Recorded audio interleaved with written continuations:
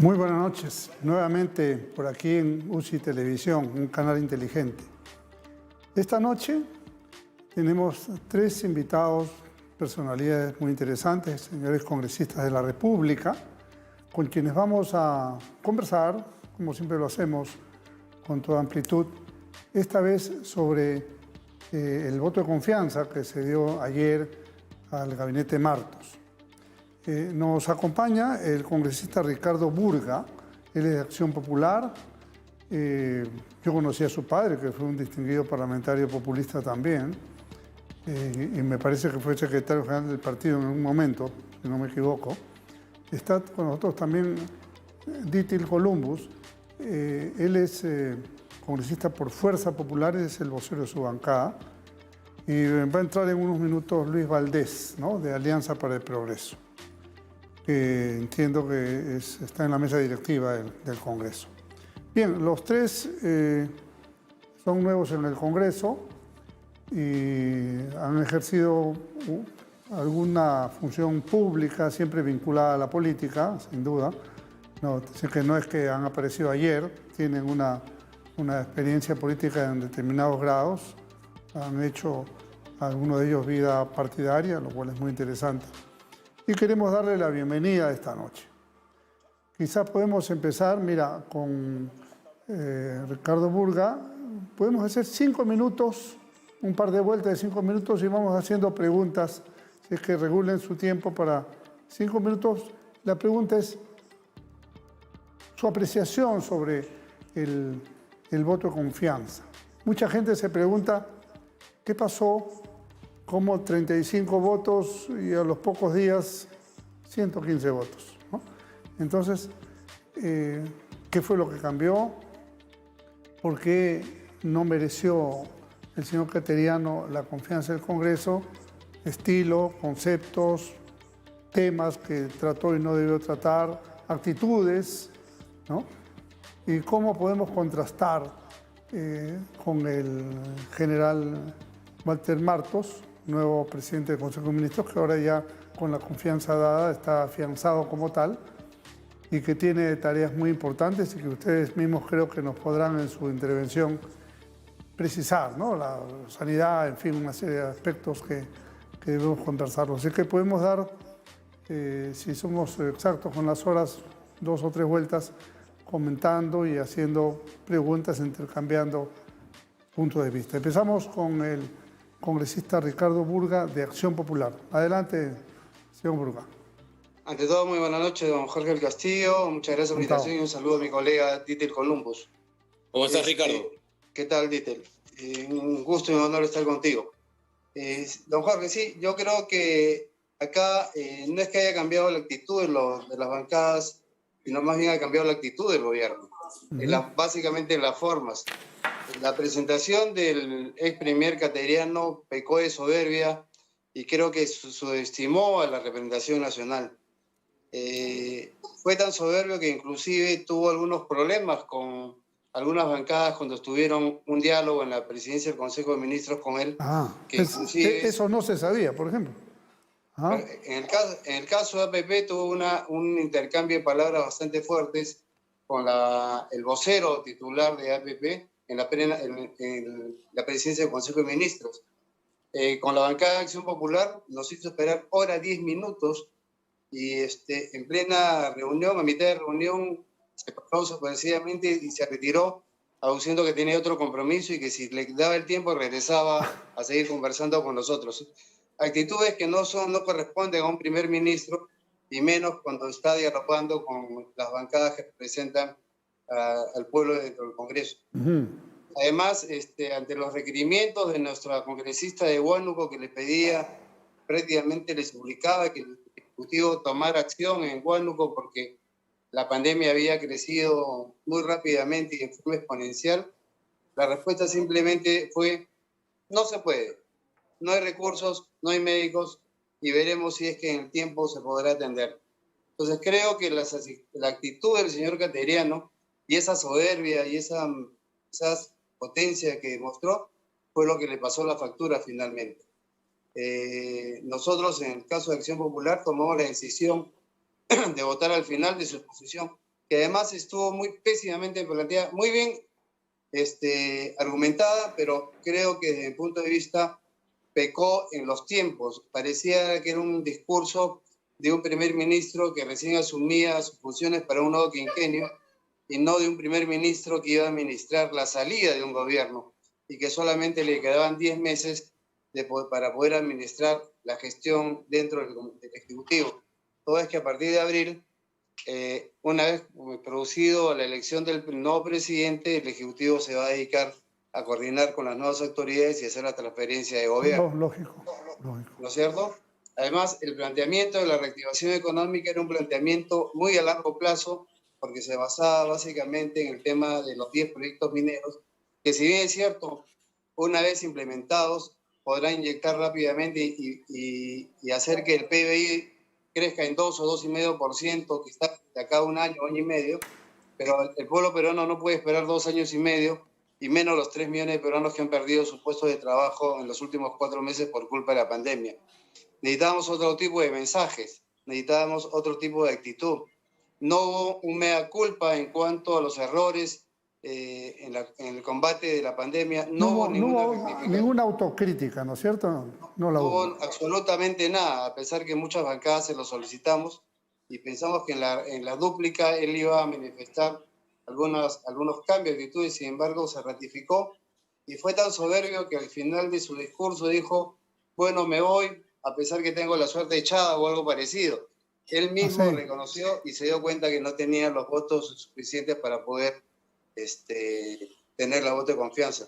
Pero además fue tan soberbio de que el presidente del Congreso, un gesto realmente democrático, y ya lo llamó personalmente al señor Cateriano para avisarle que no tenía los votos y que era preferible que su presentación se postergara algunos días más, toda vez que había 10 días adicionales para que se pudiera presentar. Pero fue tan soberbio que le dijo que no, que simplemente se iba a presentar. Él creía que tenía los votos suficientes y que su prestigio que lo antecedía era más que suficiente. Bueno, se equivocó y ese es el resultado. En cambio, con el general Matos ha sido otra actitud, una actitud mucho más conciliadora, una actitud que ha tendido puentes con la representación nacional y a diferencia del señor Cateriano, la representación nacional ha aplaudido al señor Martos, cosa que no se hizo el 28 de julio con el presidente Vizcarra ni con el propio señor Cateriano. Yo siempre he seguido, y como bien usted recordará, recordó en antes, mi padre fue parlamentario y a mí me ha gustado seguir todas las transferencias de mando, discursos presidenciales, y nunca en la historia, desde el año 80 que yo sigo esto, a ningún presidente se le dejó de aplaudir a pesar de todas las discrepancias que había. Al señor Vizcarra no se le aplaudió ni el ingreso ni la salida, solamente le aplaudió su propio gabinete. Y eso me llamó profundamente la atención y que nadie ha tocado ese tema, porque es importante, ¿no? Como mensaje, ¿no? Al señor Martos, tanto al ingreso como a la salida, y al final de su discurso fue aplaudido. Y creo que son formas y gestos que dicen mucho de las personas. Es más, creo que el propio general Martos, al final de su exposición, se quebró en un momento porque no pensó que iba a tener tanto apoyo del poder del Congreso. Cateriano también se quebró, acuérdese. Sí, claro. Pero se quebró de verdad. De verdad, sí. En este caso fue de alegría y que por fin creo que el Ejecutivo y el Legislativo van a poder comenzar a trabajar juntos. Me alegro, porque esa es una rectificación muy importante que no se ha dado en los últimos 3 años, una relación como la que han logrado ustedes ahora, ¿no? Así es, y hay que mencionar un 115 votos para un gabinete que está de salida. Creo que es un hecho histórico en los últimos 15 o 20 años. Creo que ningún otro gabinete se le ha dado tanto respaldo como al general Martos. ¿Y cree que tuvo que ver también, don Ricardo, tuvo que ver el mensaje del presidente Vizcarra de voltear la página, de la unidad y el consenso que había dado? Mire, en lo personal, y que me disculpe el señor Vizcarra, yo al señor Vizcarra no le creo. Creo que el general Martos tiene una responsabilidad histórica de tender puentes realmente.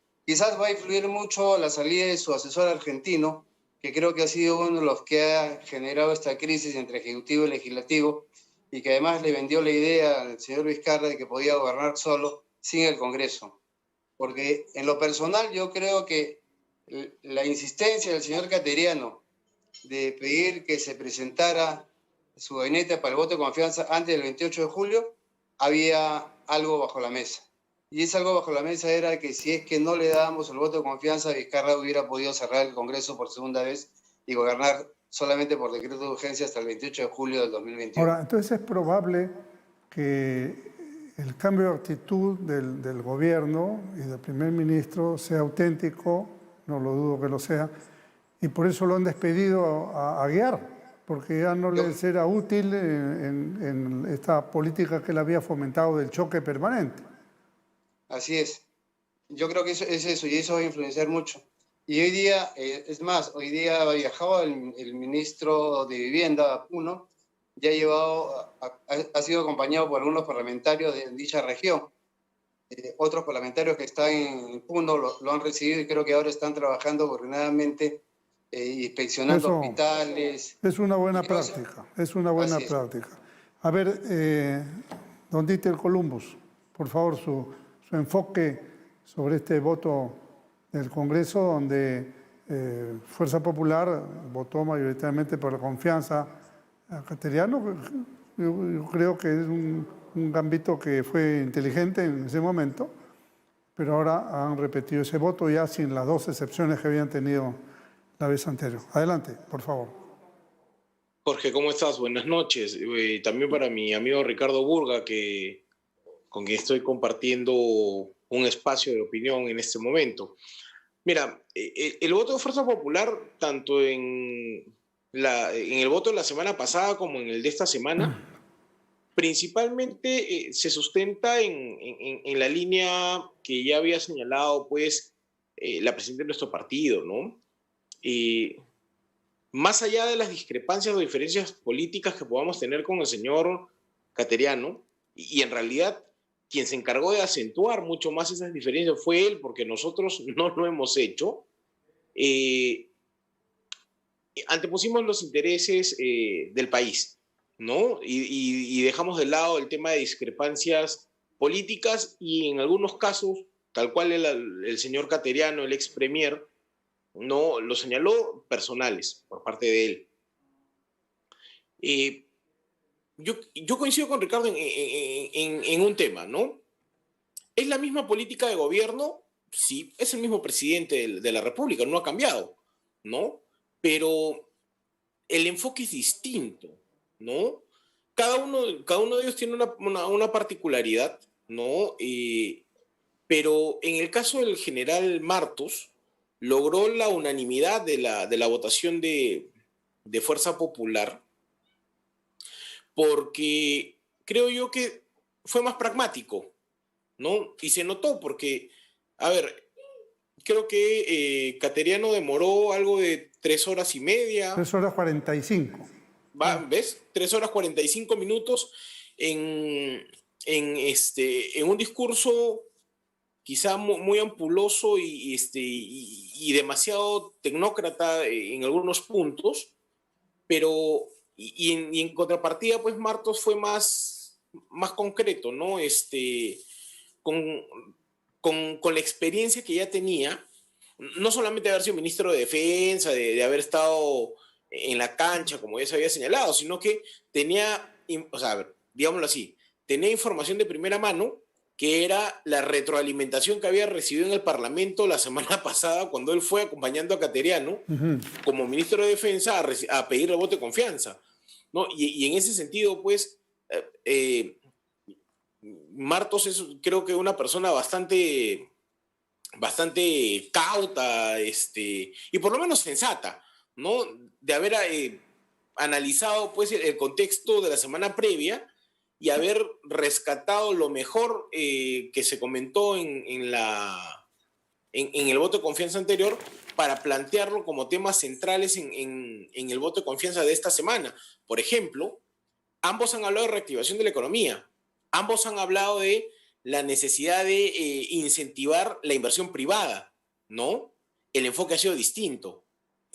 Nadie va a decir que no se tiene que hablar de minería, pero bueno, Cateriano decidió hablar de minería y nosotros le dijimos, no nos parece mal que se hable de un sector económico como la minería, pero tienes que hablar más también de las MIPYMES, del emprendedor que es el motor de la economía nacional. Martos ha dedicado más tiempo a hablar del sector de micro, medianas y pequeñas empresas y del emprendedor. ¿Por qué? Porque ahí está la gran necesidad de reactivación por parte o en el país, ¿no? Yo no digo que los demás sectores económicos no necesiten apoyo. Claro que sí, pero si tú lo ves por cantidad de dinero que se mueve con, o yendo de la mano con cantidad de trabajadores o de personas que se mueven en torno al núcleo económico llamado MIPYMES o con emprendimientos, entonces ya es un discurso más aterrizado. Cuando ha hablado, por ejemplo, del hecho de que los congresistas viajen con los ministros a regiones a hacer labores de fiscalización o de representación conjunta, eso es un mensaje político. Es un mensaje político importante en donde el premier, yo no sé si el señor Vizcarra, pero el premier lo que ha planteado es una colaboración, es decir, un trabajo conjunto, ¿no? Entre el Parlamento y los ministros y el Poder Ejecutivo, si lo quieres ver de forma genérica, ¿no? Entonces, esos son mensajes que no tuvo el gabinete cateriano o el señor Cateriano en todo caso. Como te digo, es la misma política de gobierno, sino que tienen enfoques distintos, ¿no? Del Solar tenía un enfoque, Ceballos no tenía enfoque, Cateriano tenía un enfoque distinto a Del Solar, y obviamente el hecho de pasar de un premier sin enfoque a uno con un enfoque con el que uno puede tener discrepancias en ciertos temas, y pasar ahora a Martos, que tiene un enfoque distinto, ¿no? Entonces, de la misma política de gobierno, es que creo yo lo que ha terminado por convencer a los demás colegas de las demás bancadas para poder llevarse la segunda votación más alta en los últimos 20 años, ¿no? Creo que la primera más alta en los últimos 20 ha sido Zavala, si no me equivoco, que fue como 122, 120 votos, por ahí creo que fueron. Pero como bien dice Ricardo, no es usual pues que un premier en el último año de gestión se lleve pues un voto de confianza de 115 votos, ¿no? Eso tiene un mensaje político de todas las bancadas, ¿no? Y esa es una interpretación que yo hago, dicho sea de paso. Es muy importante que el presidente de la República asimile esta votación, la asimile positivamente. O sea, si lo toma para bien, yo creo que, como ha empezado el primer ministro Martos a viajar con los congresistas, la relación ejecutivo-legislativo debe ser armoniosa. Pero Aguiar le metió en la cabeza al señor Vizcarra de choque. Eso le dio popularidad, pero le impidió gestión. Y yo creo que es un poco tarde para la gestión. Sí, Jorge, pero hay un tema ahí, ¿no? La popularidad, ¿no? Tiene un cierto peso en el gobierno. No me refiero en este gobierno necesariamente, en términos generales en cualquier gobierno, porque de alguna manera te ayuda pues a poder transmitir con mayor facilidad y generar más confianza en la ciudadanía para que puedan aceptar las medidas que tú vayas a adoptar. Eso creo que es en cualquier gobierno. El problema es cuando tu prioridad deja de ser gestionar y te preocupas solamente por aparecer en la foto, ¿no? Entonces, ese ha sido, creo, el principal problema del señor Vizcarra durante estos años, y por diversas razones, diversos factores, que también se le dijo al primer Matos, y él se ha comprometido en darle una solución, que es, por ejemplo, el hecho de, está bien trabajar con el sector privado, está bien incentivar la inversión privada para que se genere riqueza y podamos tener más hospitales, colegios, carreteras y demás. Eso es indiscutible. pero también tiene que el Ejecutivo tomar las riendas de la inversión pública y hacerla funcionar, porque Ricardo y quien te habla lo resaltamos en el voto de confianza de ayer, ¿no? ¿Y qué cosa dijimos? No es posible, pues, que en una situación crítica como la que estamos, el presupuesto público para COVID no se ejecute, ¿no? Salud solamente había ejecutado creo que el 36 y algo por ciento, casi 37. Educación había ejecutado 0.4%. O sea, ni medio por ciento había ejecutado del tema COVID. Transporte, vivienda, y así podíamos seguir con todos los demás ministerios. Y me estoy refiriendo solamente al presupuesto COVID. Si hablamos del presupuesto de inversión, ¿no? Que es el que te sirve pues, regularmente para construir hospitales, colegios, las postas, mejorar la infraestructura de la policía para el tema de seguridad, ¿no? Y evitar que, por ejemplo, nuestra policía, nuestros valerosos policías o los miembros de nuestras gloriosas Fuerzas Armadas se sigan pues infectando con el virus porque salen sin los implementos necesarios, salen sin las precauciones necesarias. Entonces, de ahí el tema de la ejecución presupuestal es una lágrima, ¿no? Entonces, eso Martos creo que lo he entendido claramente, y de lo que yo he podido ir viendo de las reacciones de sus ministros ayer en el Pleno, de los mismos colegas del Parlamento, ¿no? Una mayor predisposición de escuchar, ¿no? De escuchar, y que el tema no solamente se centre en algo tecnocrático, ¿no? O sea, como se lo dije al Premier ayer, ¿no? Y me refería al Ministerio de Economía y Finanzas, ¿no? O sea, lo tecnócrata me parece extraordinario porque se tiene que tener un sustento técnico para hacer las cosas, pero en una situación como en la que nos encontramos, lo técnico también tiene que ir de la mano con un poco de sensibilidad y un poco de empatía. Tú no le puedes decir, pues, al ciudadano, como lo que ha respondido, hoy día lo vi en un diario, creo que ha sido Perú 21, ¿no? Que decía la respuesta del Ministerio de Educación, según sus fuentes, al 0.4% de presupuesto ejecutado era, sí, no, ya lo vamos a hacer, sí, por ejemplo, el tema de las tablets ya la van a tener para el último trimestre del año, o sea, entre octubre y diciembre de este año los chicos van a tener las tablets. O sea, supongo que se los traerá pues, Santa Claus, Papá Noel, no sé, alguien se los va a traer pues para Navidad. Sí. Que a mí me parece una burla que hayan una cosa así. Mira, a propósito Entonces, Marcos se comprometió a solucionar eso, vamos a ver cómo le va. A propósito de lo que dices, y regresamos a Ricardo Burga, ahora viene el suplementario del partido de ayer. ¿Qué pasa con las interpelaciones que están pendientes? A ver, ¿cuál será la posición de Acción Popular? ¿Qué respuesta se espera? Y entiendo que el pleno interpelatorio no abarca N temas, pero eso no significa que los temas no existan. Entonces, vamos a ver, por un lado hay un cuestionamiento factor de universidades y por otro lado hay tablets. Y hay una cosa que quisiera preguntarle a los dos.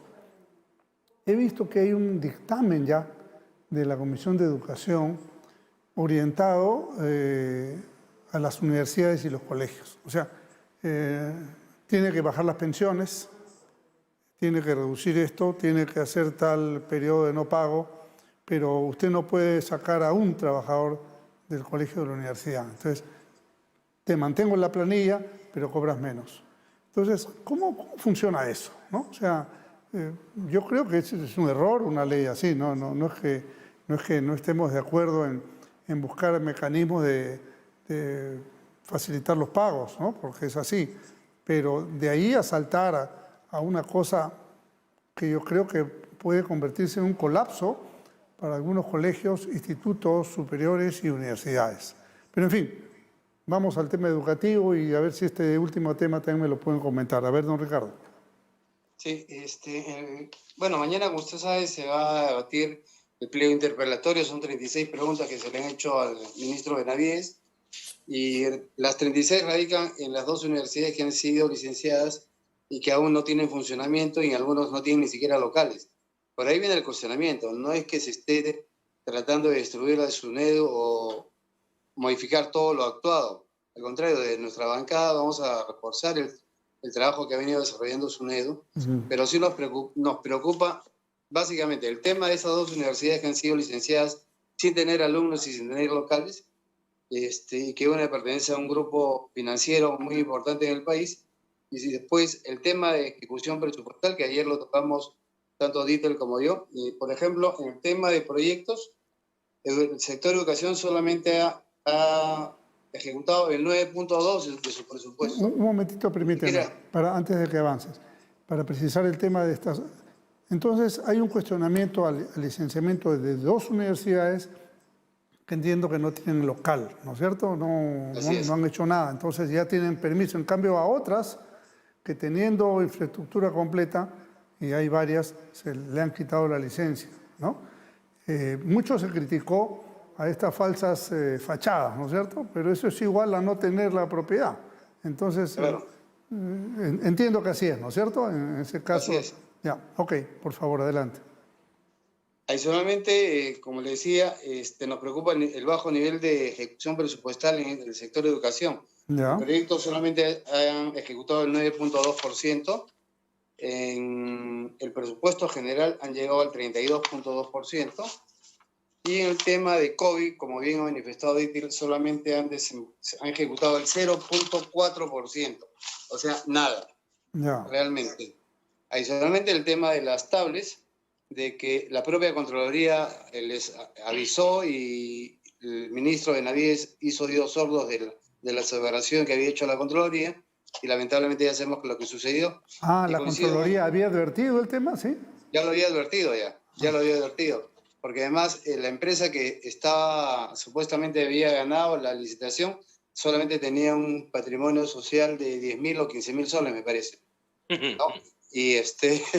Y lo que pasó fue cuando fueron a tramitar la carta de fianza, ningún banco le iba a dar pues una carta de fianza por casi 9 millones de soles contra un capital social de 15.000. Entonces era imposible ejecutar esa licitación. Lo que me parece increíble, perdón, es que no hubieran tenido la acreditación de la matriz respecto a este presunto distribuidor. Es increíble, es una carta nada más que habían tenido que pedir en el proceso de licitación.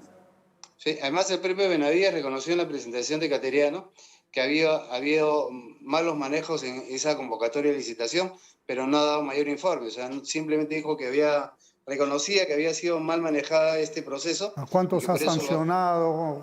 ¿Qué personas son? Así es, no se ha hecho absolutamente nada de eso y esperemos que mañana lo haga, ¿no? Así que yo creo que mañana la situación del señor Benavides va a ser un poco complicada. No me animo a manifestar si puede ser censurado o no.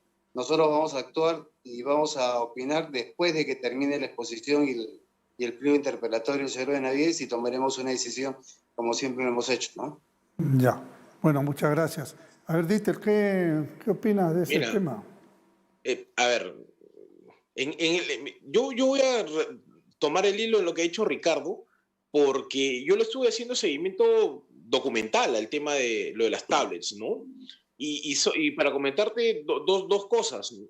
Hace ya casi 2 meses, en quincena de junio, yo le envié una carta al ministro Benavides y le digo, ministro, con todo respeto, acabo de detectar que el funcionario que tiene a cargo la compra de las tablets no cumple con los requisitos legales para poder ejercer esa función.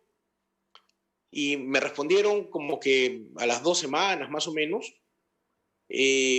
un informe de 3 hojas, donde me decían básicamente que el señor que tenía a cargo la compra de las tablets era un crack, ¿no? Él era un genio de las contrataciones públicas y que básicamente cuando usted quiera, congresista, lo visita y lo escuelea, ¿no? Y en la última parte del informe, en el último párrafo, para ser exacto, y en 3 líneas me dice, es un crack, es lo máximo, ¿no? Es el Messi de las contrataciones públicas en el Perú. Sin embargo, usted tiene razón, no cumple con los requisitos legales para ejercer el cargo y lo estamos cesando en el puesto. O sea, esa persona es la que el ministro Benavides, o la gestión del ministro Benavides, para ser exacto, había puesto para comprar las tablets que ya estaban llegando pues a casi 1.000 millones de contratación, ¿no?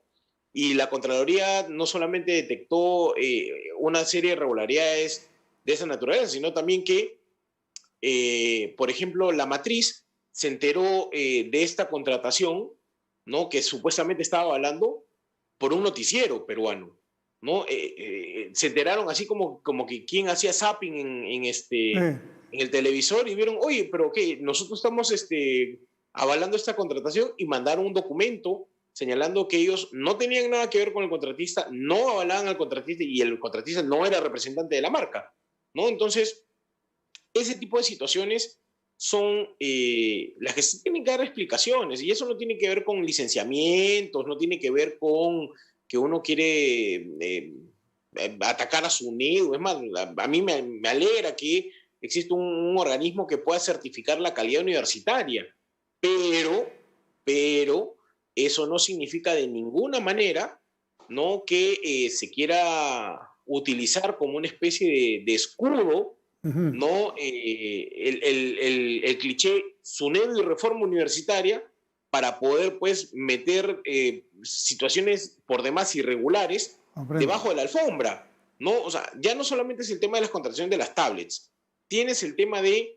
y esto no es una opinión, son temas objetivos, contrastables y probados. El tema de que el funcionario no tenía, cumplía con requisitos legales para poder llevar a cabo todo esto acá, objetivo, y está firmado por un documento público y oficial del Minedu.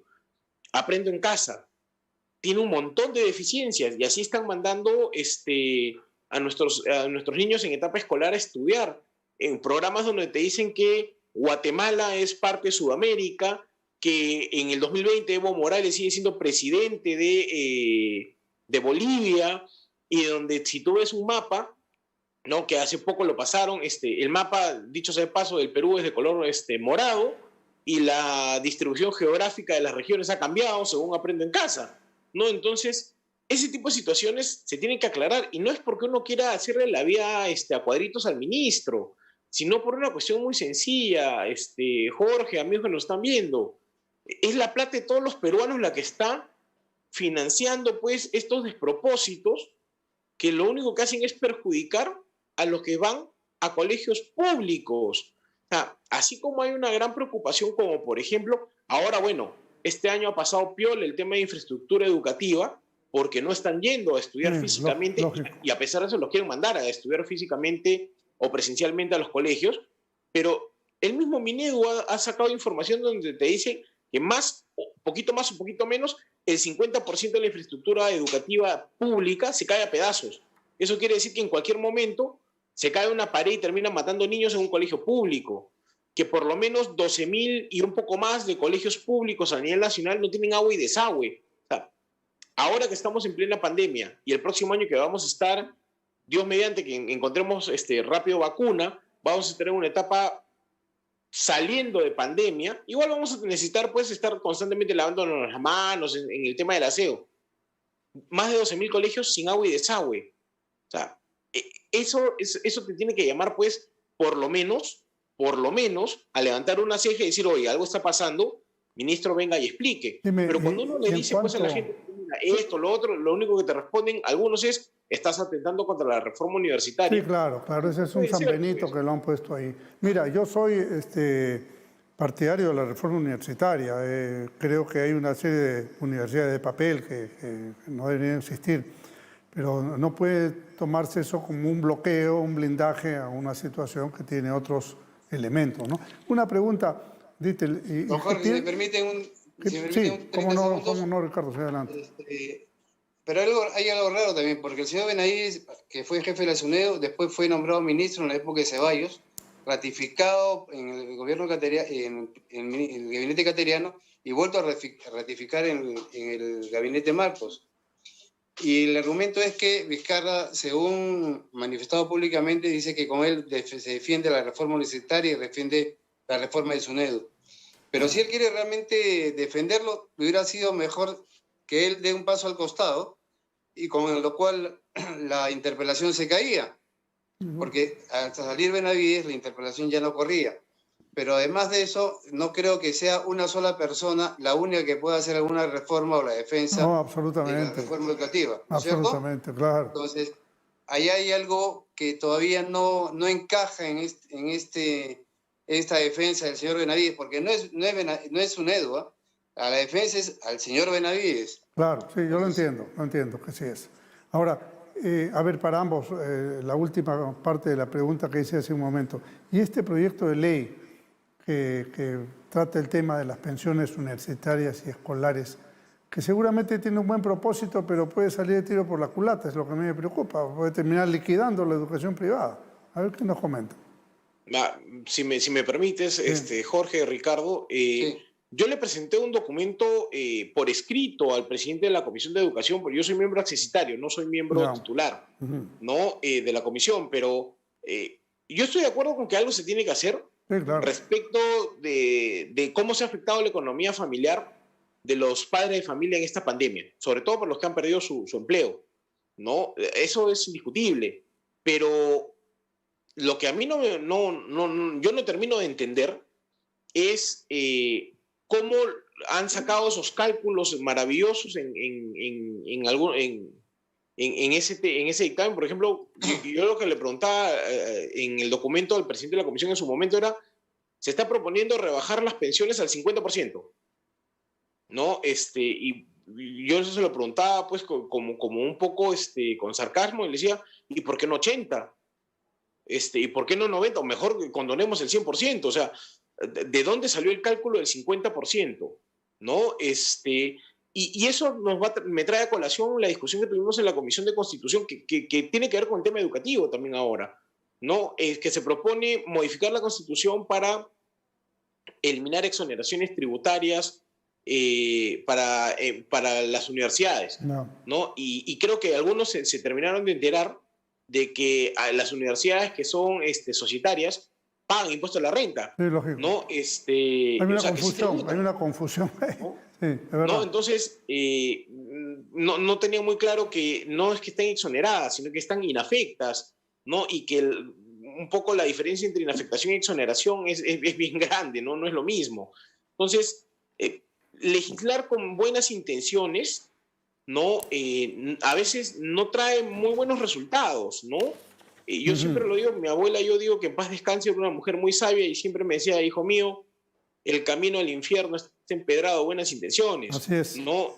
Si yo quisiera pues ayudar a los padres de familia, digo, oye, 50% a todos, pero ¿qué pasa si es que la estructura de costos, porque acá todo el mundo habla de pensión, pero nadie habla de costos, ¿no? ¿Qué tal si la estructura de costos del colegio, un colegio chiquito, yo no estoy hablando de un colegio grandote donde pagas 1.000, 2.000, 3.000 soles, no, un colegio pequeño, no, su estructura de costos es del 70% del total de la pensión, más o menos, digamos. Y le dices, oye, ¿sabes qué? Va a ser el 50%. ¿Quién va a cubrir la diferencia de ese costo? Y lo peor es que la propia ley tiene un artículo que dice que no puede remover a nadie de la universidad o del colegio. O sea, te bajan al 50%, pero tú tienes que pagar el 100% de la planilla. ¿Cómo haces? No, claro, o sea, eso ya más suena pues a un creo que ni Chávez ni Fidel en sus mejores delirios, ¿no? Estructuraron propuestas de esa naturaleza, porque eso es, te voy a curar sin medicina, es algo así, ¿no? Te voy a curar sin medicina, ¿no? Tú le vas a seguir pagando al trabajador profesor, pero sin tener ingresos de dónde pagarle.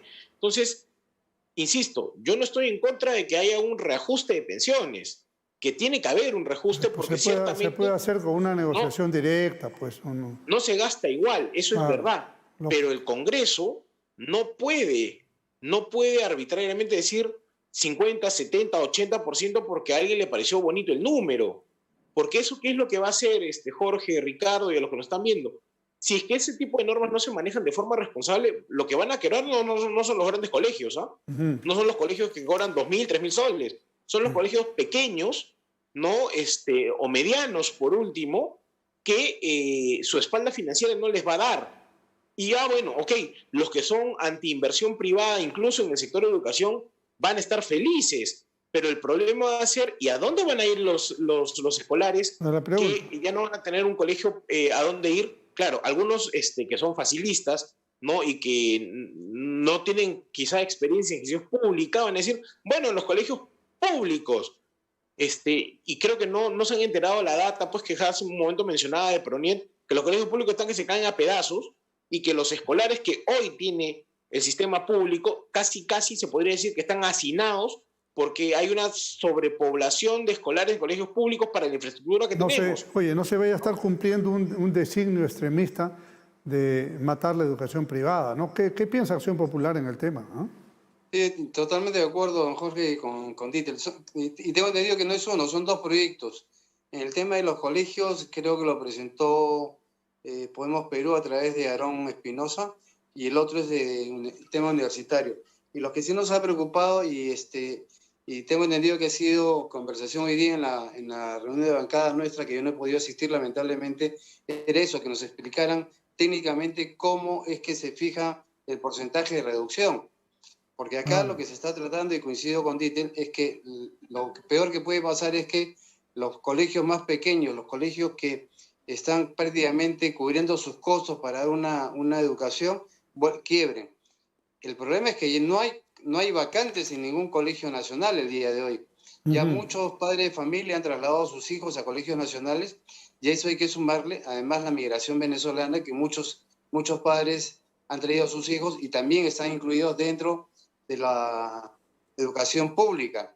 Entonces va a ser muy difícil que el próximo año, si es que comienzan a extraer los colegios privados, pueda haber vacantes para más alumnos.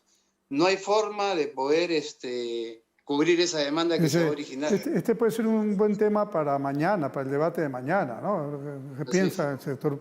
Porque el gobierno creo que no ha dicho nada del tema. Entonces, me da la impresión que a veces se hacen los muertitos como algunas leyes que no están bien para después tener un argumento de crítica al Congreso, ¿no? Ojo con eso. Sí, totalmente de acuerdo. A ver, ¿y qué piensan de esta ley de la ONP? ¿Qué criterio tienen? A ver, empezamos por Dieter nuevamente. ¿Qué piensa de esta ley de la ONP? Gracias, Jorge. Te estoy centrando la pelota para... A ver. Mira, no, mira, y te la voy a responder, pero mira, no te puedo decir ahorita un criterio, ¿sabes por qué? ¿No? Y no es porque me esté tratando de sacar cuerpo. Lo que pasa es que lo real es de que no sabemos cuál es el texto que vamos a debatir al final. Hay tres. O sea, hay 3 dictámenes. Hay 3. Miento, 4, porque hoy se ha aprobado un dictamen nuevo en la Comisión de Trabajo. O sea, esto es como, en este tema, siento que estamos en una especie de oblaje legislativo, ¿no? Es de ¿quién da más?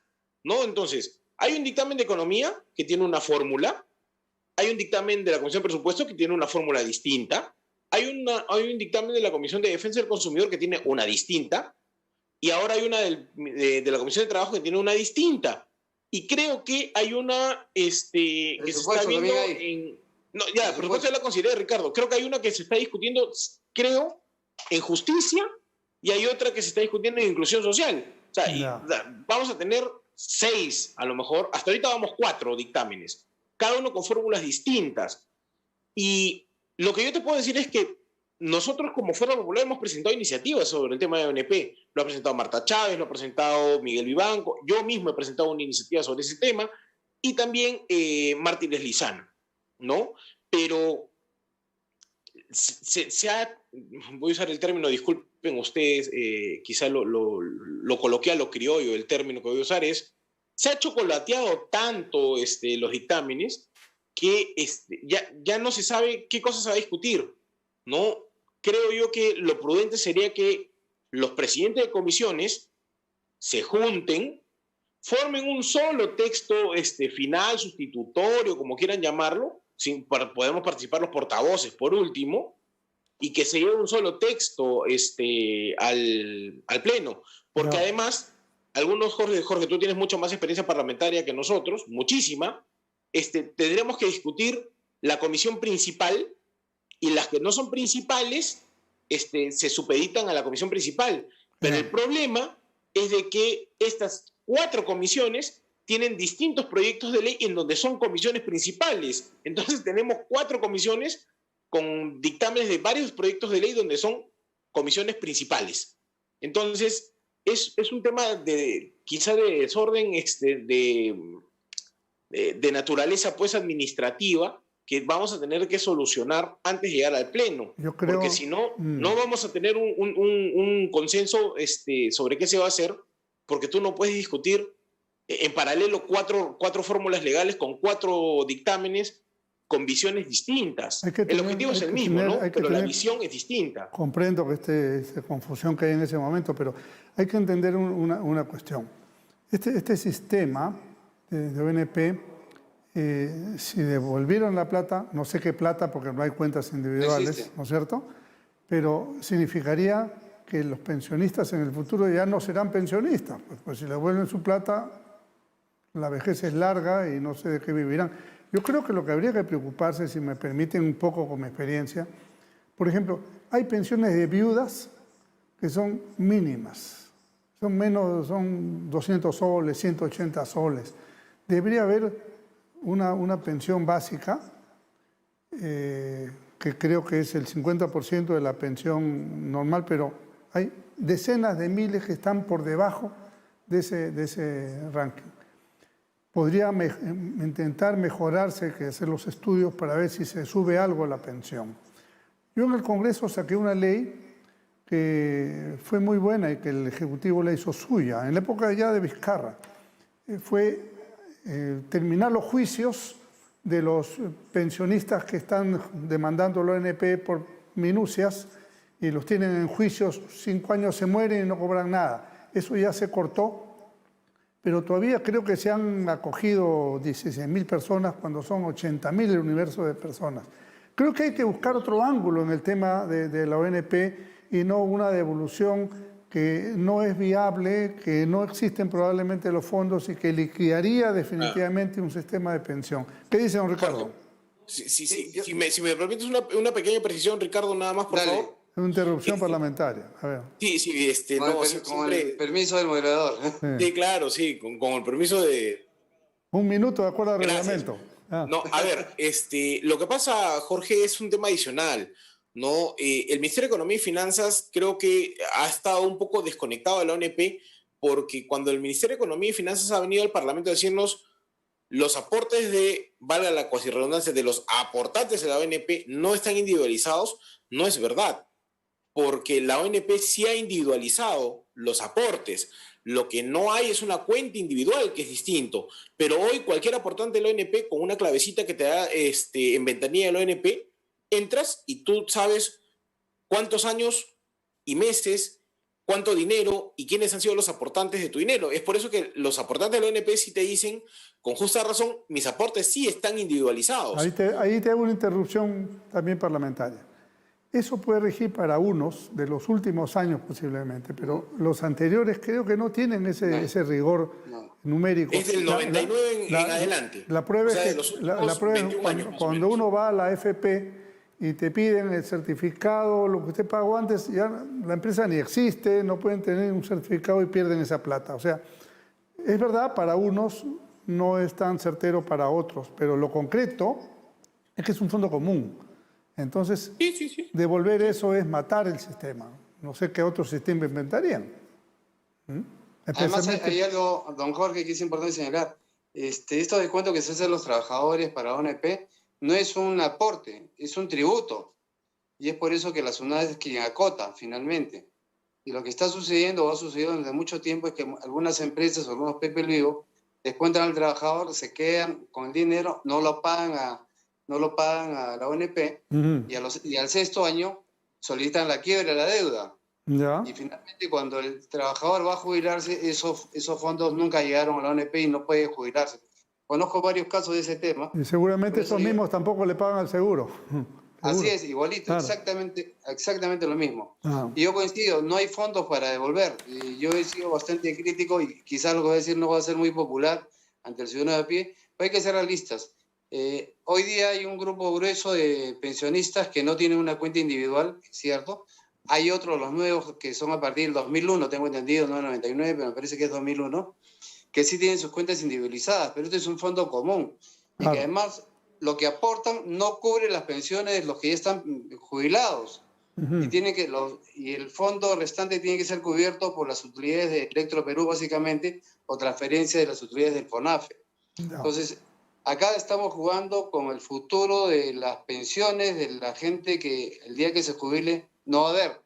Entonces, pero sí hay que reconocer algo. El Estado tiene una deuda social con mucha gente que no logró aportar durante 240 meses o 20 años Claro. de forma consecutiva y que no recibe un solo sol y que le descontaron.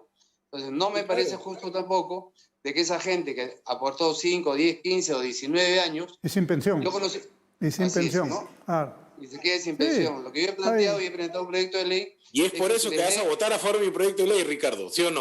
Se dé una pensión proporcional a los años que ha aportado. Porque además eso también le da derecho al sistema de seguridad social. No se que hoy día pongan, tampoco lo tiene. no se pongan tan de acuerdo que les pueden acusar de fujipopulistas después. Así es. ¿No?